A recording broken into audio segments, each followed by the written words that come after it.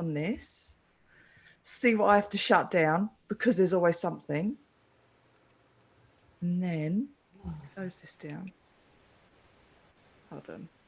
So I'm doing that. See what I have to shut down, because there's always something. Here we go. There it is. There it is.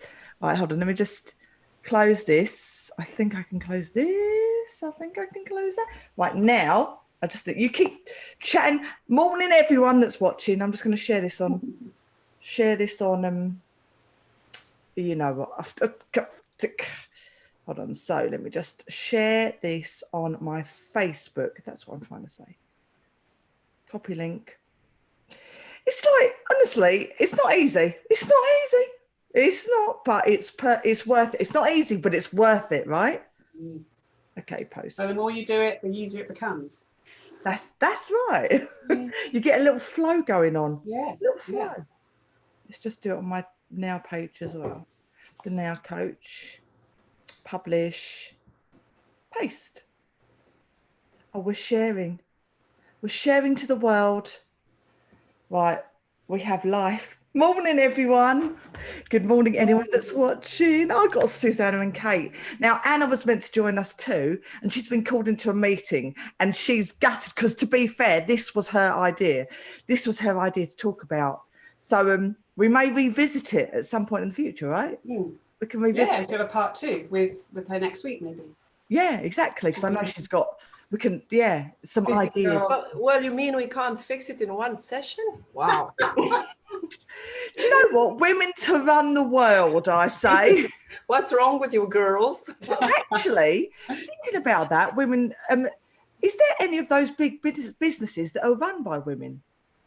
Because obviously you've got presidents and stuff like that, and prime ministers, and you've got women there. But all of these big businesses, like say YouTube and Facebook and Amazon and Apple and oh God, how many are there? There's loads, isn't there? eBay, all these, are they run by women? I don't think so. I think they're all run by men. Not all of them.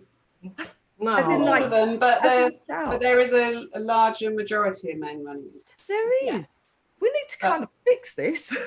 But I don't think it has much to do with that. It's simply because, women that are getting to this level, they also think that way. In order to get to this point, we're so successful in business, you have to have some sort of male traits and some male strength to go and face all this. So I don't think it's the way what the role is asking you to do, and what skills you're using and how you apply them and how you think in this competitive world. There is a part of that, but I worked in the corporate world for like 20 odd years, and I saw women rise to the top being very feminine and very, but also, they weren't being driven by any sort of really strong masculine energy at all. They were just being very feminine, and they still got there, but there weren't many of them. I agree. The thing is, you've got to be accepted into that club, haven't you? And then so are they going to accept you if you are more? That's true. More open, more vulnerable, more sharing your feelings, being more caring, and all that sort of stuff that sort of comes from the more feminine energy. But it's the Richard Branson. That environment could be seen as a weakness, right? It can happen. It can do, yeah. And it's the biggest strength, as we know. Being vulnerable, it takes a lot more strength than just protecting yourself and being the warrior, which is that's one thing I would just say. Warrior. It's just everything I see now is about warriors. All these women becoming warriors and having to put on their armor and have these weapons, and they're fighting men 1-to-1 and winning and all this. I'm thinking, for goodness sake, what a load of warrior nun is on at the moment. I mean, what's that about? Oh my gosh! I mean, for goodness sake, why can't it just be okay to not have to steel yourself and be protected and be this strong, sort of driven person? No, that's exactly. I know, but I think it's just a trend I'm seeing. All these movies and everything, all these women in these sort of fighting roles, and I just it's a massive. I mean, I know you've got to balance these sides of ourselves, absolutely balanced, but it's gone so far the other way now. I agree with that. I'm just thinking we have to go into that type of fight. Quite right. The figureheads, though, the figureheads of these big businesses, the actual figureheads are mostly men. And behind every great man is an even greater woman. We know this, right? We know this now. Maybe another man. But well, yeah, we're open. It's fine.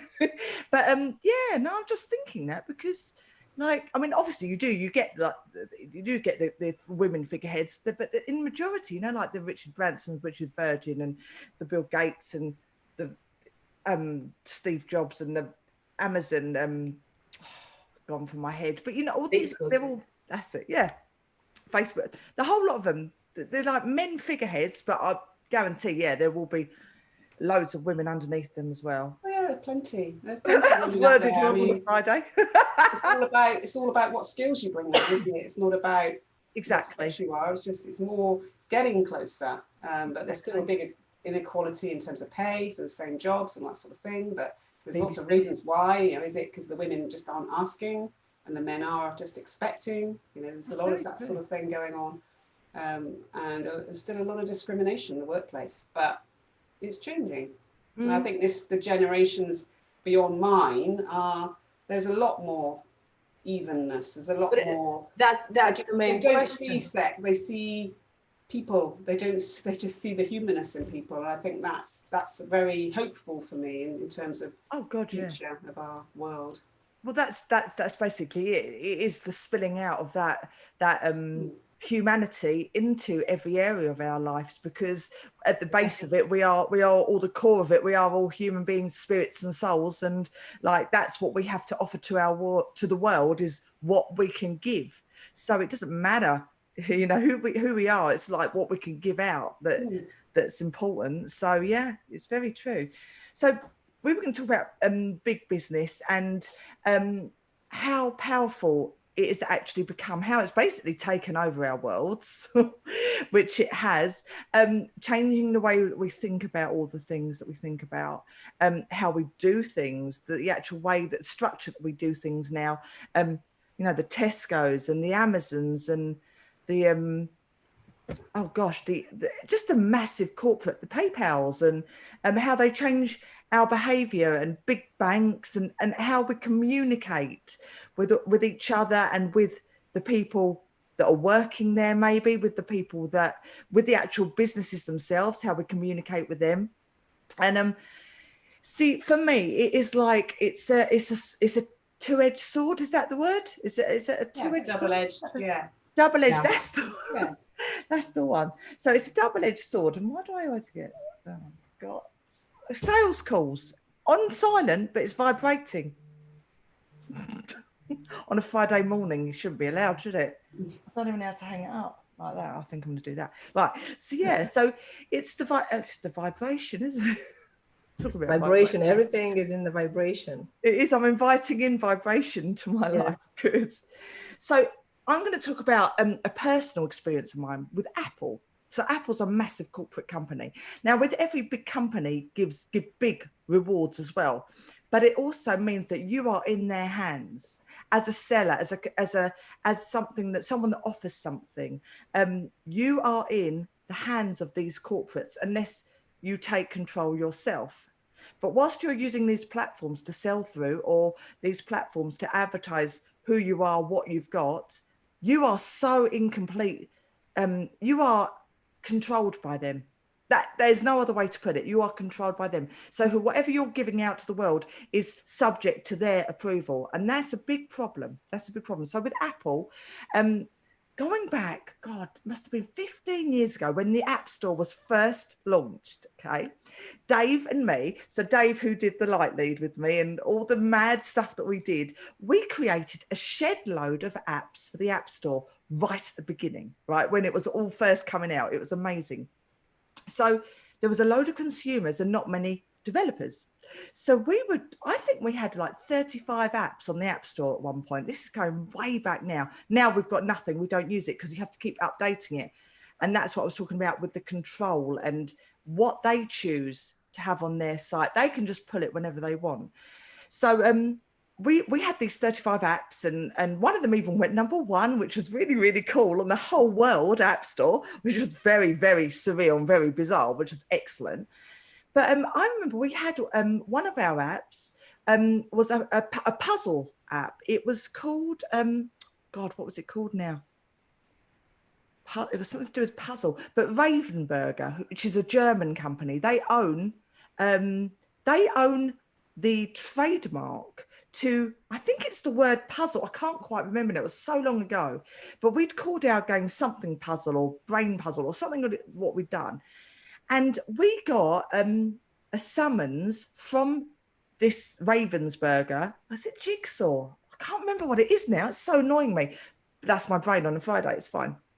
But we got a summons basically saying, you've got to take this off of the App Store now because we own the trademark to this generic word in use of, I think it's Jigsaw actually, in use of these puzzle things, right? And I'm like, how can anyone own the word puzzle or jigsaw, whatever it was? How can anyone own this? But we looked into it, and yes, they had trademarked the word puzzle. So one of our apps that was doing really well, because it had the word puzzle in it, along with probably about 500 other apps that had the word puzzle in it or whatever it was, Apple just took it off the App Store because they owned the trademark. So they had the control. They had the control to take anything off. We made an app which was a Michael Jackson app. Same thing happened, right? So it was Michael Jackson, and we did a green screen. We had a load of these green screen apps, things where you could control the person. You could shake the phone and they'd fall all over the screen, and then you could tickle them and they'd go, all of this stuff. Right? It was really quite funny. And we had a series of these apps, like all different figures and stuff that you could do. And one of them was a Michael Jackson one. So you could make him go, hey, hey, and do all the moonwalk and everything like that. It was really funny, right? It was just fun. But again, at App Store, they took it off. So all the work that we put in, they just took it off because Michael Jackson Foundation weren't allowed to do it. So, but it was nothing negative. There was no music in it. It was a tribute. It was a lookalike, you know? So it wasn't actually Michael Jackson. We weren't using any footage, but it was literally just because it had the concept of Michael Jackson with the moonwalking. So they took it off. So they have so much power. And as someone that puts out content, including YouTube, because there's many YouTubers that are having their channels pulled, all of these thousands of hours of content that have been put on there, they can just get their content banned any single time. We're in the hands of YouTube. We're in the hands of whoever is this big corporate. So on one hand, you're looking at it, it's giving you an amazing, incredible platform to be able to launch something that you're giving out to this world. It's amazing. But on the other hand, they are just taking it away as quickly as they give it. It's very, very bizarre. And yeah, that to me is that too much power? Is that too much power? Are we putting too much power and faith and control in the hands of these big people? Because there are alternative platforms out there which can be used, which are freedom of speech, which are free to use and interact with different people. And that's a blessing. But who's using it? And why? Why are we using these platforms in general as a mass scale audience, which are so dictatorial, really, and that have so much control? Why? That's a question. Well, because you think that you have more audience, of course. I mean, if you want to reach out and pass your message across, this is where you're going to reach the audience.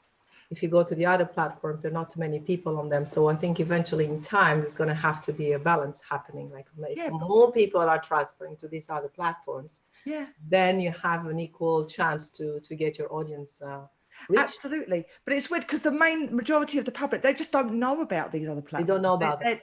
It's all about marketing. It's about marketing. It's about addiction. It's about getting used to certain things. It's about not questioning what other possibilities are. And it's about also people wanting to do it. I mean, if you launch a subject on Facebook, for instance, people will say, what's wrong with you? Are you a conspiracy theorist? What's wrong with this? Nobody's watching you. Nobody's controlling you. So people are taking these things lightly.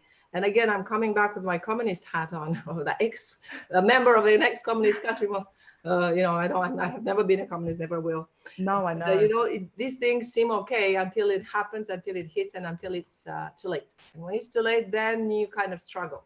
So my guess is that it's good to create awareness about what's going on. It's good to have honest talk and conversation about things that are worrying us. rather than being accused right away and being called something or another just because you launch a subject of conversation. I think we should be able to talk about it. And the link that Anna sent us yesterday, I didn't get to watch too much of this people from Facebook and Apple and Google being in audience and being inquired. It's a good thing to share and to talk about. Absolutely. Yeah, I think it's very, very important, because to me, it's a sort of if you are to extend from the individual to the collective, and if it's the same thing happening at both levels, collectively, I think we are dealing what we're dealing with at an individual level. That is a meta program. Like when you have something that is this greater intelligence, because we have a greater super intelligent mind, right? Yeah. Which is not functioning properly, and it's not used properly, and it's using us in the wrong way. So basically, we're not happy because we're not using this intelligence properly. So I think it's the same thing happening at a collective level. We have something which is very powerful, but without awareness, it can work against us. Yeah. It's almost like an addiction, to be honest as well. Yeah, it is, because we're addicted as a humanity to well, I suppose it's almost connection as well, because it is a connection between thousands and thousands of people. And that is what's drawing people in, is because there is a connection. And the other ones, the ones that people don't use so much, but that are freedom of speech, are not seen as being, you know, so collective. So no one wants to be on their own in life. Like generally, I'm speaking very generally, like, you know, if you're at school and you're bullied and you're on your own, that's not a good feeling. If you're in a group at school and there's just, you know, you and a couple of others, and then there's the whole crowd of, you know, and you're not in that group, that's difficult. So is that what's happening online? Is it the fact that things like YouTube and eBay and everything, it's like a group party? And there are other people, they're having their little private parties at the side of it. But it's almost like people don't want to go there. They want to stick with the big party. I know I'm being really, it's not quite the right analogy, but, you know, it's that kind of almost thing. You could look at it like that, really. I don't know. I don't think that it's real connection. I don't think that the social relations are improving with this. I think that at a personal, individual level, people are losing contact actually with real people. We're living in a sort of a virtual reality. It is a virtual. Not real. It's not always real. It's just projecting an image and expecting an image to be projected back. And then is the facility with which we are tempted to say things in a very ugly manner, because you are behind a computer screen. You won't say the same things if you were face to face, would you? Yeah. Well, I would, but not everyone would. I'm quite open. So I don't think there is an improvement in social. I don't think we are meant to connect that much at that level with so many people. You have 500 friends on your Facebook list. Are you really friends with all of them? I don't think so. No. So the notion of friendship, of personal relationship, everything is changing. And this is where it gets tricky and dangerous. I don't know. What do you think, Kate? Right. Yeah, I mean, I think, in fact, from my point of view, I mean, if you think about these big businesses that are all online businesses that kind of have so much power now, then, and they give it all for free, pretty much. And so they're just building and building and building until such time as that they just get so big that they can't actually be allowed to fail anymore. A bit like in the economic crisis, you know, a bank is so big it can't fail. The government has to bail them out. And the same thing now. I mean, what would we do without if Facebook and YouTube and Google just suddenly died? You know, there are others, but it would be hard for a lot of people. And so, and they get into your lives in so many ways, and Google and everything they do is amazing. And so, and it makes our lives easier because we all do our business online. And so we need it. And fabulous, the stuff that they give you, and it's all free. Well, it's free, but it's data. Data is the currency. I get it. We're giving something back. It's not free because it's not free. And I remember my sister, she's teaching finance in Canada, and she was teaching me some elements of business one day. And she told me something that I will always remember. there is no such a thing as free lunch. So if somebody is asking you, okay, let's have a lunch, it's on me, let's discuss business, it's because they will expect something in return. And just look around, nothing is for free, nothing is for free. And right there at the top of the corporate world, there's always one purpose: to make profit and to make money. So nothing will ever be for free. So everything that is given for free, you have to read through all these little lines there when you have click that I agree. Yeah. You know, there where the trick is, but who does it? That's where the danger is, because you have no competence. I have no brain to go and, no, I have the brain, but I don't have the time to go and read through all these terms and conditions that I sign and I agree with every time. I don't. Do you? Do you know what you're signing and agreeing when you? No, God, no. You don't know. You have no I want idea. it free, so I click on it and then I get it. Yes, exactly. It's for free.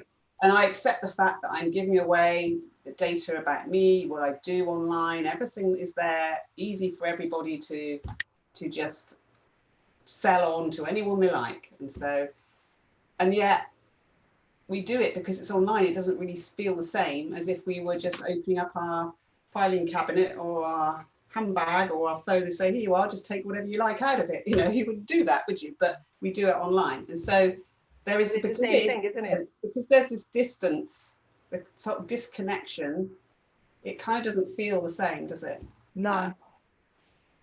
No. But I think for me, I think the interesting thing for me, if I sort of bring it back to more our sort of work that we do, is how they use our fears against us. I mean, and the coronavirus thing has been a big thing, hasn't it?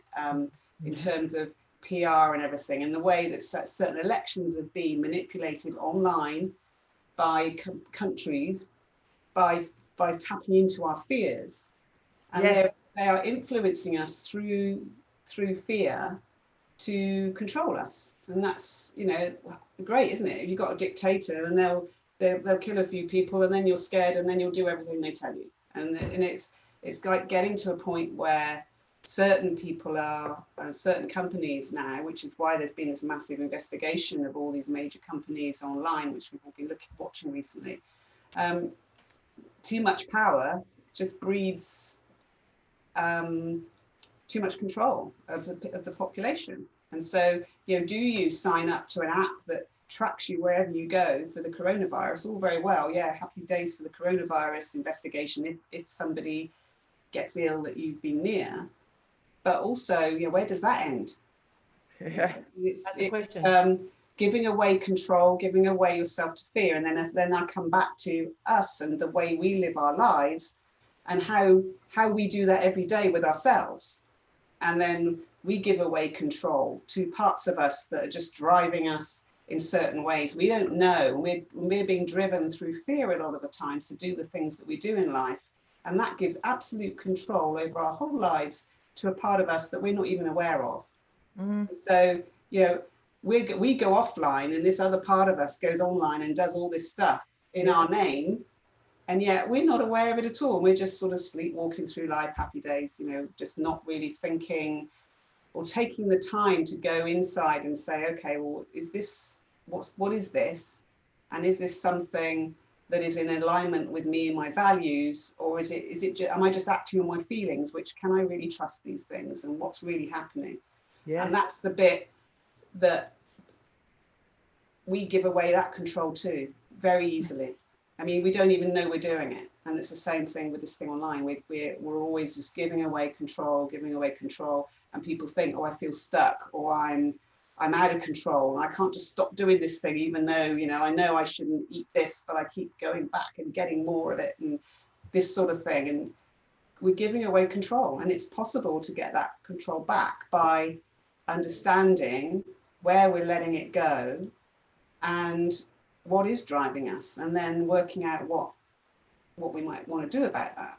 And it's the same thing with these big businesses. The more we know about them, the more open they are, and the more we get into them and understand the way they work and say, am I happy with this or not? And we as people, we all use them. They need us. And so we have power, and yet we give it away. And Yeah. so it's just getting that empowerment back to us, to the people that use these businesses. Every time you spend €1, I'll say euro because that's my currency, but every time you spend €1, you're voting for that service. Yeah. Every time you click on something, you're voting for that, whether you paid for it or not. And the same thing with inside. Every time you act in a certain way, you're voting for it. It's gonna reinforce it. It's gonna make it stronger. Yeah.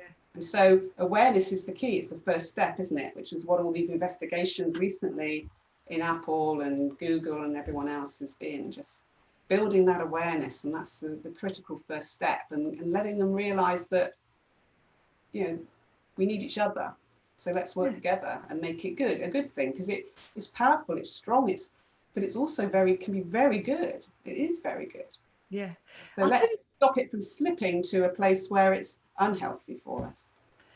The one thing that I think is good, some of these big companies have incredible customer service, right? And I think that that's so incredibly important because it makes you feel that you are important, and it makes you feel that you are being listened to. And I mean, for me, Amazon, I do believe is an incredible customer service. It's been brilliant. Whereas Facebook, on the other hand, has been terrible customer service in different areas for me and from my experience. I will give you an example. This is just really, really, really random, as my life is. But you know what? I gave up smoking and I was vaping for 3 months. And I bought loads of stuff for this vape. Loads of different vapes. I had like 10 different vapes and about 30 different liquids and all this kind of stuff. After 3 months, I developed an allergy and I stopped breathing, basically. And I now have an EpiPen. I am allergic to vapes. So I thought, well, there's nothing wrong with the stuff. It's just my body has basically gone, you know, this is just stuff that I bought. So I had a load of new liquids and the vapes that you could just change the filter. So they're all good. So I thought, okay, I'm going to put them, someone else can get them for like a £5 or something. Someone else can have them, you know. So I put them on Amazon, Facebook Marketplace. And what I did was I did 3 different listings all at once. And I'd set the listings up in advance. And then I just went send. So that it was like 3 different listings of £5 for like new vapes and new whatever filters and all this kind of stuff.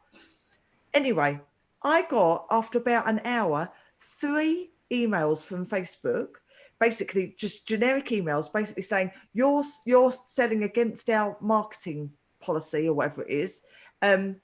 You've got 3 strikes, you're out. Like literally. And I'd put them all up together. So for me, it wasn't like, oh, I didn't realise, you know, like, I won't do that again because I didn't realise. These 3 listings, that counted as my 3 strikes and I'm out. So I thought, hold on a minute. So I appealed it. Same thing. You're against Facebook marketing, you're out.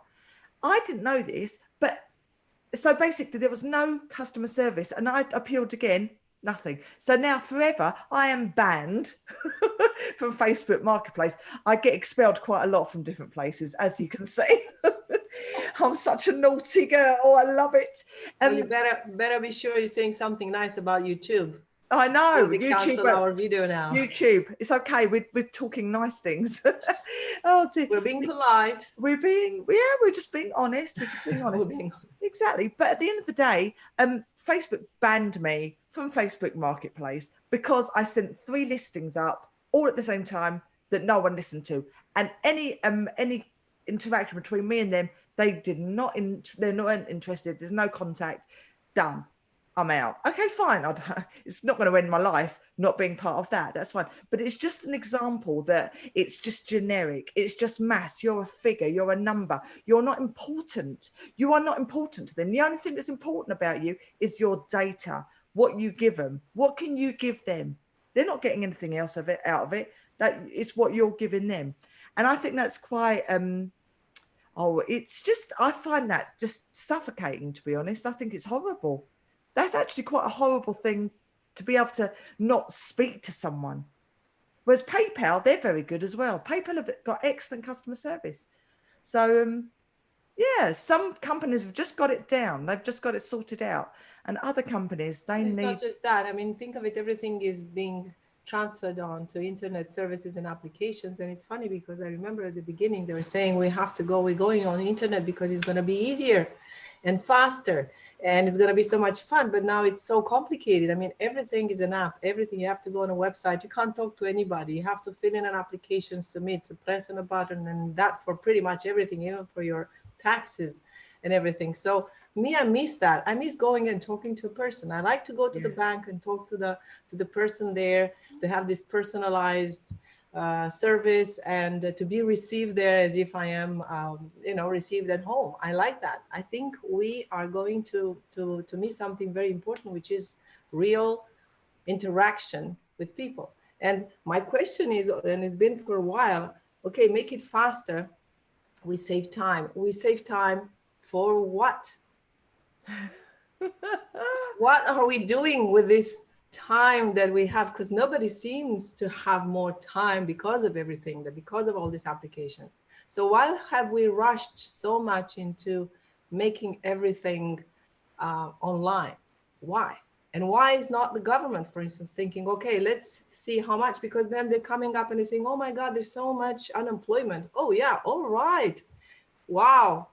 Really? Well, you put everything online, you automatize everything, then you're surprised there's no jobs. The rise of AI. So, keep some of the jobs still valid, still let people to sell tickets. I don't know, at the bus station, have somebody there to sell tickets. Don't put everything as an application as a text to. It makes it easier in what sense? Yeah. And how does everything make it easier than before? How is it easier than before? I don't see how, really. It's so important to feel like that we've got purpose on this planet and that we've got a connection, real physical interaction. I think that's the most important thing of this world, that we have the gift to be able to go and do that. Yeah, and it does seem to be getting colder and colder. If that was enough during this confinement, this lockdown, we would have been happy, no? I mean, we're just home and we connect with everybody on the internet and we should be happy, but we were not. Why? Why is that? Because we need to go out, we need to socialize, we need to meet real people. We need to go and hang out with our friends and go have parties, go and have a beer or a coffee somewhere. We need to interact with real people. And this is my main worry, is that we are changing not only the way we are, but the way that we are thinking of ourselves as human beings. I think we're moving away from what we are. I don't see it as an evolution. Maybe I'm a bit, I don't know, conservatory from this point of view. But I love human nature as is, with the physical body, with physical interaction, with physical work, getting in touch with the earth, putting your hands in the ground and grow your vegetables and touch a pet and go out there and stay in the woods. I think no virtual reality will ever replace that. So, I love your heart. I love both of your hearts so much. I mean, even if I was the last person on earth to believe in that, I would not give it up. I like human nature. Human nature as is important to maintain it and use all the faculties that we have. Else we're cutting off some abilities. We are reducing certain capacities that we have as human beings by having everything available one click away. And I have it here, you see, right next to me. Yeah. I've got mine in my lap because it keeps vibrating. I don't even know why I'm keeping it here, because I'm not expecting any phone. Mine keeps ringing. I'm like, I can have like a couple of hours, no phone calls. As soon as I'm like online, then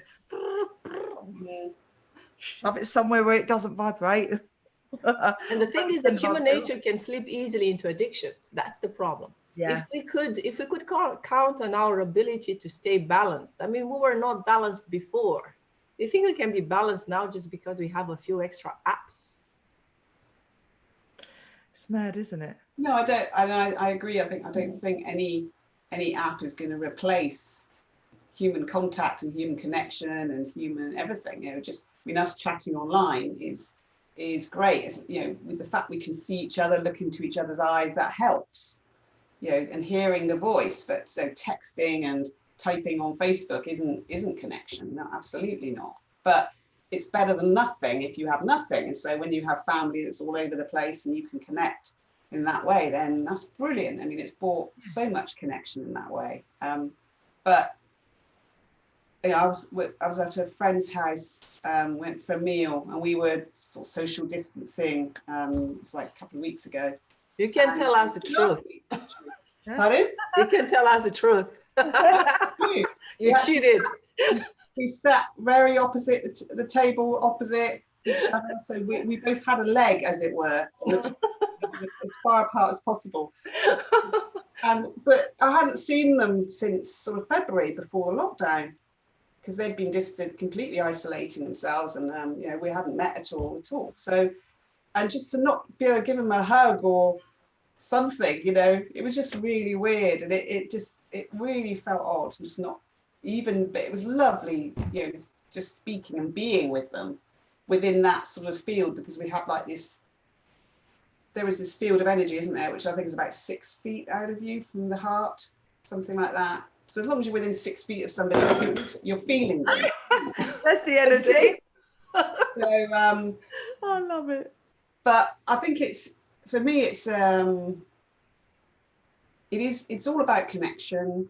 It's all about the hormones that you get. I mean, there's a biology to connection. These you get oxytocin, you get all these different hormones that come when you're connecting with somebody, whether it's in a positive way or lots of positive way, but you're still getting a chemical reaction, and things are happening in your body, and you're getting feelings from that. And we call them emotions, these which, depending on which chemical is produced, you know, we get anger, or we get stress, or we all have these different names for the words that we use for when these chemicals get released by our body, and then we feel it in certain places.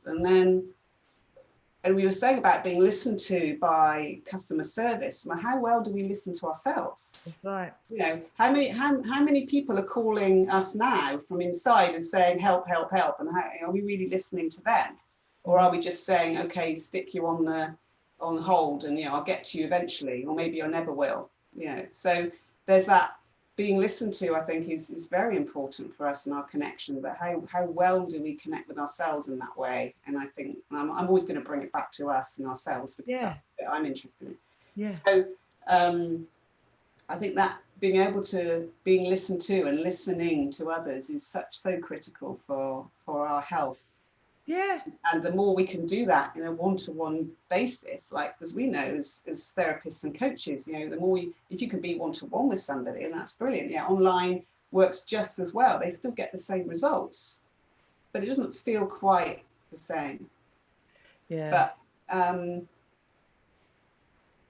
But I would say generally online, I mean, I've moved all of my work online pretty much now, and I haven't really noticed any change in terms of results people get. Yeah. And so a lot of that is maybe intention that we set, that it's still going to work and be okay. And part of it is the expectation on behalf of the client that they're going to get a result. Of course. And then it's our skill, isn't it? And just being able to build rapport, no matter how far away we are from them physically. That's right. I remember, Susanna, you were doing before, you did a great technique you were using to sort of connect with your father in Canada, and yes, just connecting with his neurology, with his energy, connecting even though you're far away, and we can do that. I mean, but it's a skill that you need to tune into. Yeah, but then unless you get that hug, it's going to be just something temporary that you can do until you can go and meet them in person. Yeah, absolutely. Yeah, it never replaces that, does it? It never replaces that. So that's what I'm saying. saying. That is possible. And so maybe we're talking about quality of connection. There's always connection in some way, but it's the quality. The quality for sure, but also on the social media, I don't see much of this process of talking and listening. I think social media, it's designed to just say what you have to say, and most of the people just talk about themselves, and then there is nothing there, and the feedback is not received, or it's not, I mean, you're not interested, or whatever you're saying to create an image, right? Yeah. Yeah, it is not the truthfulness of, you know, like when we exchange, like when I talk to Danielle in private, and we're exchanging honestly, and, you know, like I just say what I feel, and she's telling me what she feels about that, and this doesn't happen on social media. I'm quite naughty and rude sometimes, aren't I? And being authentic and being real, that's my fear, is disconnection from reality. We're already disconnected by our programs. We're already run by programs, right? And by patterns all the time. We already see the world through our own inner representation. Now there is this collective thing that is adding to that, and this is where it gets to me a bit weird. And I think the importance of remaining grounded in your own body.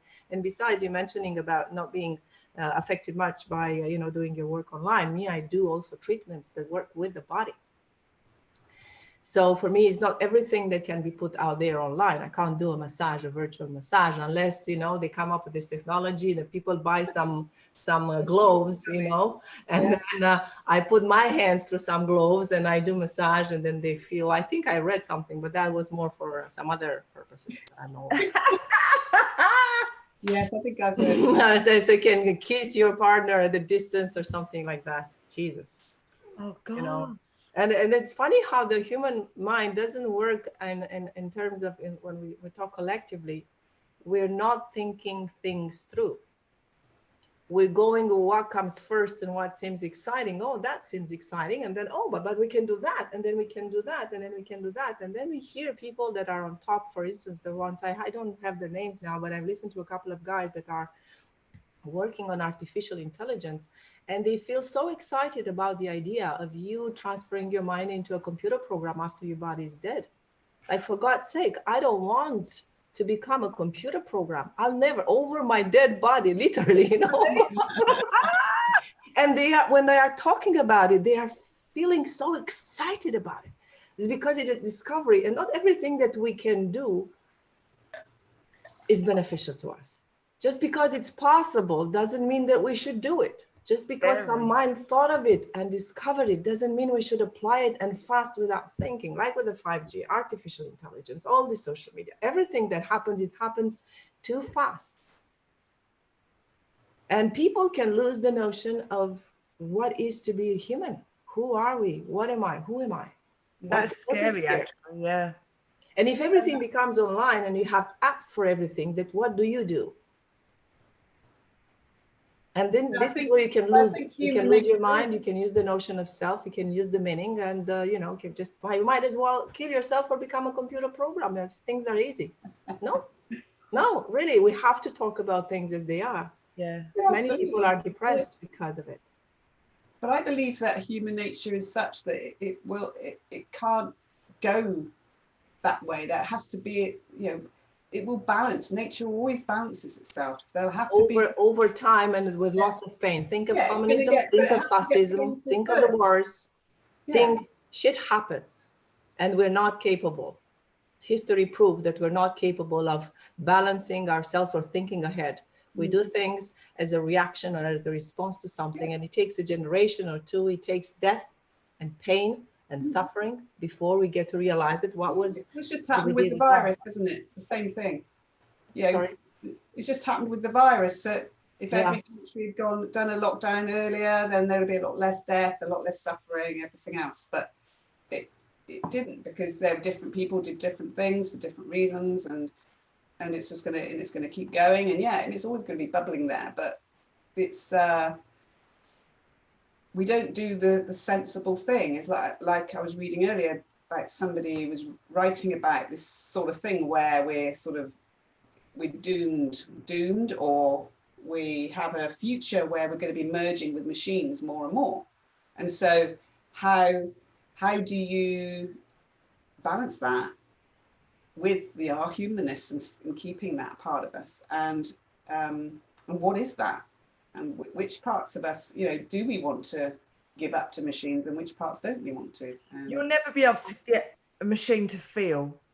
You'll never get the human caring, understanding, and the special thing that we all as humans have, which is that connection. A computer will never, ever be able to replace that. Never. However many things that they throw at us that is AI, that's just not possible. It's just not possible. We won't need to when it's strapped to us. It's part of our brain, and it's like an implant. We have that ain't going to happen. It can't happen because we mustn't let that happen. We must never let that happen. It's happening, Danielle. They're already doing the work on this stuff.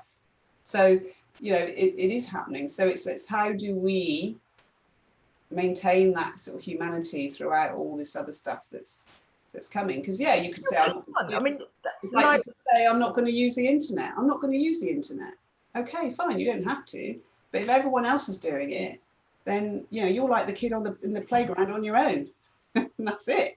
And are you going to be that person, or are you going to try and change it in a different way so it's not so, you know, make it so it's not so harmful, you know, or what, you know, what's going to be your part? Am I going to be the rebel and say no, I'm going to fight it? I would fight it, part of it, and try and change it from within, or what, you know? So it's. Hold on, can I just say one thing, right?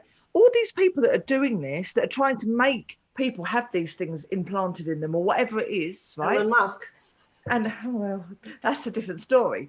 But all of these things, these implants, it's there's people at the top that are doing this. Why are we allowing them so much power to be able to do this? Because as a humanity, as a human race, as you don't allow them, they assume they take themselves this power. They feel entitled because they're up there. When they are up there, they're disconnected from the reality. They live in another universe. They're not connected with what's happening to you and I. They live in another totally. They have so much money and they have so much power. Well, that isn't going to do anything. They just believe that because they have the knowledge and the means and the power and the money, that they are entitled to do it. And I saw an interview with Elon Musk, which I admire. He's a very brilliant guy. At a certain point, like a couple of maybe 3-4 years ago, he was saying it's very dangerous to have the IA, you know, distributed at large and use it, because people might lose meanings, and there's going to be a catastrophe from this psychological perspective.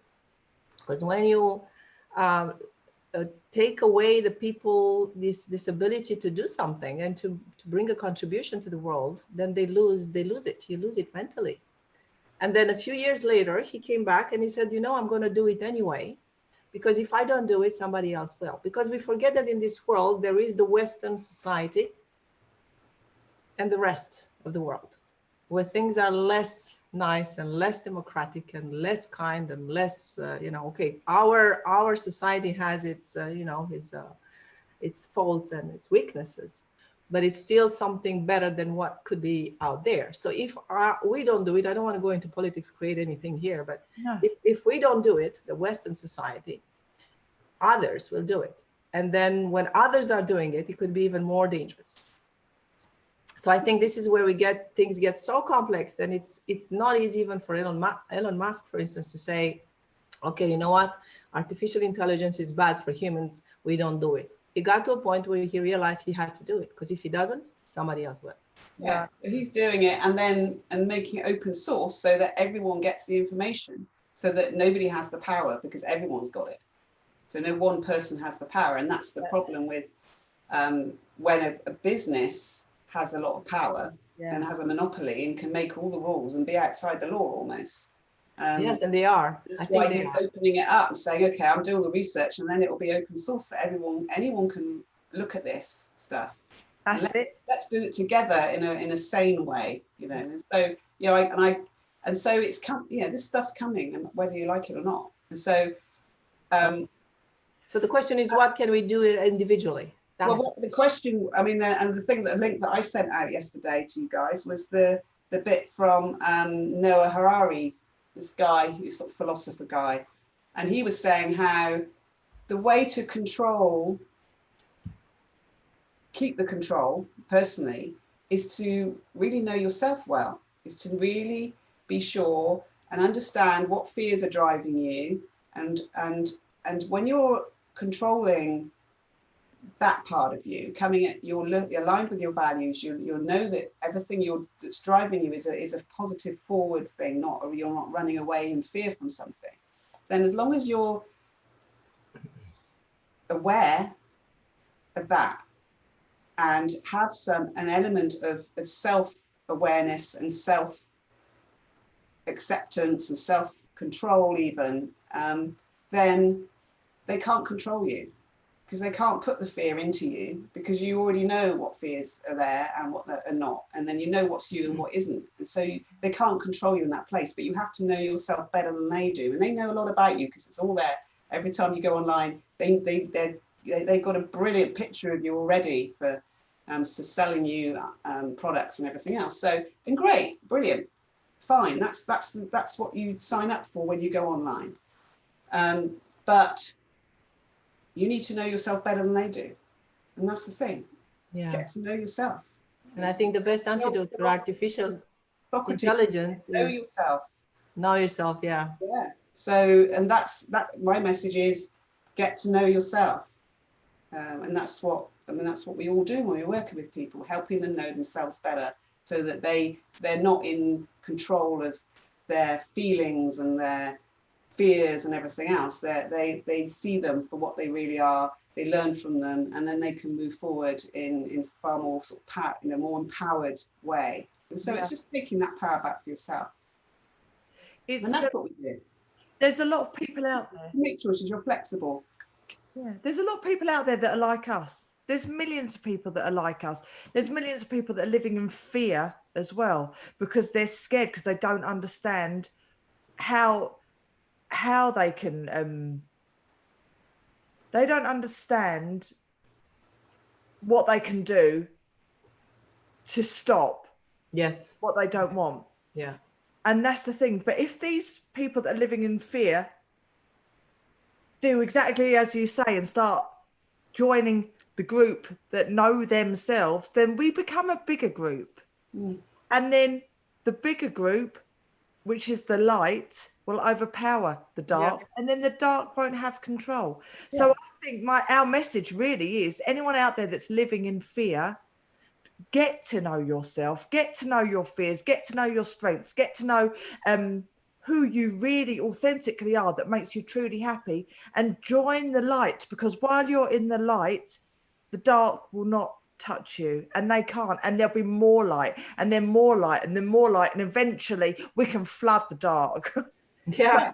The only way we can do. There'll always be shadows, won't there? Because if there's light, there's always a shadow. But of course, as long as you're seeing that you're facing the light, not the shadow, then that's exactly that's the most truest words ever, isn't it? Yeah. Become the light. Just literally don't live in fear. You know, I was reflecting on that the other day about the artificial intelligence, and I had this idea. I said, okay, well, the only thing, because you know, in Ayurveda we work with antidotes, right? We have to apply the opposite. And I was thinking in terms of that, what would be the antidote for artificial intelligence? And I said, boy, yeah, human intelligence. So rather than developing, you know, let them develop whatever they want with the artificial intelligence, but you develop the human intelligence. Because I think in this battle, if there is one, the human intelligence is much more powerful, because it's natural, because it has proven, if we got to the point where we can create an intelligence that seems to be higher than ours, that means that we're really intelligent. So developing human intelligence, and also creating, because all these platforms, what are they? They are an interface. And we have created them. Why? Because we believe that we cannot connect to each other differently. But I think we can create this network and this system of communication directly, because we have tools, right? So in there, like you were mentioning earlier, Kate, in communication with my father, what if I can have 500 friends that I can connect with and to directly without passing through the internet? I won't pass the same type of message, but that's exactly the point. I don't have to just share some stupid jokes or some photos of myself having a lunch somewhere. I could have a real and true communication with 500 people, and we can create this network that is beyond internet, that doesn't need internet. This is how I see. And if I can see myself, like you say, Danielle, in the light, and I'm the source, that could be a meditation, I'm the source of this light. And then I connect with you because you're my close friend. And then I can imagine everybody that is connected to you. And if this light is passing through everybody, eventually we can create a very powerful network. and then we can, create something different, a parallel thing. To me, that my vision that I have is that eventually, before things will be clear, if they will be clear on this earth ever, is that is gonna be a sort of a separation. People that will choose to go that way, and people will choose to stay the way. I agree. Because at the beginning, from what everybody says in terms of IA and everything, all those chips and everything, eventually at the beginning is going to be on a volunteer base. And so there's going to be people who are choosing to have it. Problem is what if it becomes mandatory? And then that's another conversation. They don't have to, yeah. I mean, they just have to make it socially unacceptable not to have it. Exactly. That's fine. I'm good with being an outcast. But I mean, I don't know. That's a future. I have hope that that it'll be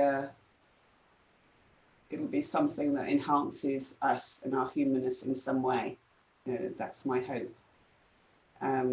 Because I think with everything that is sort of seen as bad, there's always like there's another part of good that comes with it. And so yes, true. So we have to have hope as well, as instead of this sort of doom and gloom sort of outlook at the future. But I think humanness cannot be put down. I think, like you say, there's too much consciousness out there to let it happen. You don't need 50%. You need 51%. You only need 10%. It's like the tipping point, 10%, and then it's like a wave. It can't be stopped once you get to 10%. So we don't need to persuade half the world, just 10%. Okay, that's easy. We can do that. Yeah. There's a lot of people like us. There is. Oh God, it's nearly 12 o'clock. Yeah. Yeah. Again, do you know what? That's just flown, isn't it? That really has. What a good conversation.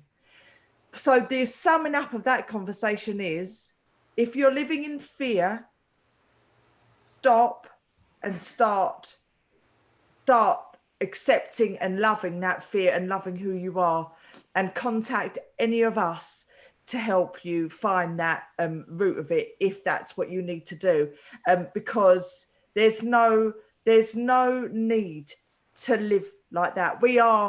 There are a lot of people that are like us, and you are part of a big crowd. You don't have to live in fear. There is a light there. We are all here for you to share that light, so we can spread like flames, babe. We're going to spread like flames. And on that note, everybody that's watching, I wish you an amazing weekend, a safe, happy, beautiful, sunny, fabulous weekend, and I'm sending you loads of love. And I've got Kate. Oh my God, my little Kate and Susie. Oh, so lucky. So we all wish you lots of love. And we will see you next Friday. All being well, have a wonderful week. And I'm going to sign off now from the live. Hold on, so I'm going to stop live stream. Say bye, everyone. Bye. Bye, YouTube. Be kind with us, please.